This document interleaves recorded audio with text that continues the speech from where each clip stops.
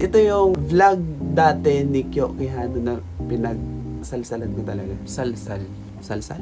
Salsal? Salsal. Salsal. Salsal.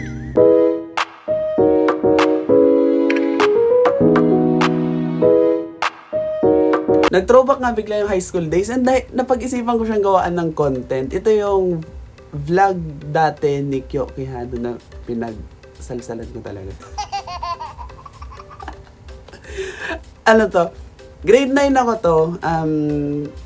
2018 to be exact. 2018 na-upload tong vlog na to. Nasa school ako nung time na to. Kasi nung high school kami, kinokolekta ng teacher namin yung mga cellphone namin.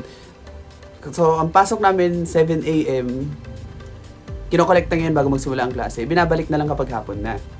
Pero nung time na to, walang klase. So, ibinalik na sa amin yung cellphone namin. Mga bandang 2:00 pa lang. So, yun. Habang nagtitingin ako sa cellphone ko, biglang lumabas yung video na yon, yung title. So ito yung vlog na yun na may pag-chebs sa bundok. So nabasa ko pa lang yung title nung time na to. Ang ina, tumayo yung titi. Ano kaya ang gagawin? Gio? Abangan! Pagkabasa ko sa title, tumayo agad yung titi ko, kalagitnaan ng klase. Ay, last stress pa lang to. Yung last subject namin, wala pa. Tumayo. Tapos tawag dito, talagang pigil na pigil ako. Kasi tawag dito, naka-boxer na ako ng time na yun.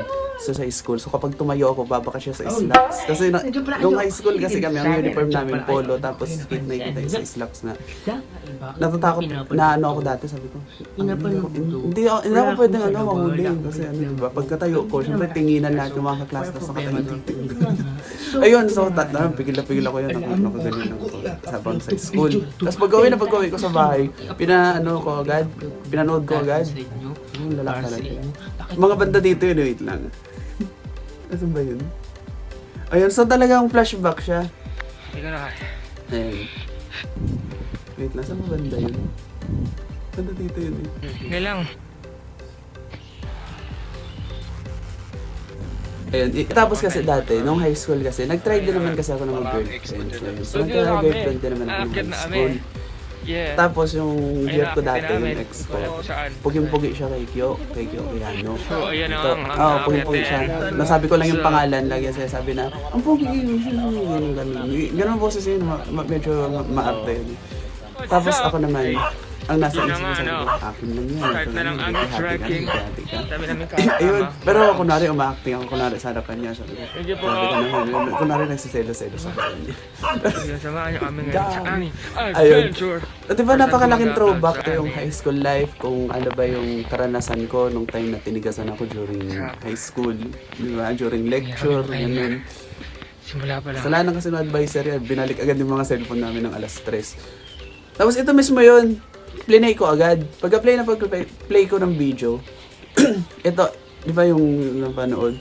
Ano ko ganun? Tapos ako naman sa classroom ako ganyan ako. And by the way, ganito rin yung phone case ko nung high school ako. Iba lang yung cellphone.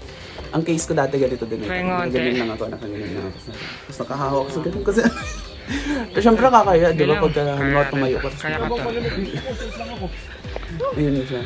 Tapos ayan, habang pinapanood ko yan ganyan. Ayun no, hindi ito talaga. Kung gagawin ka.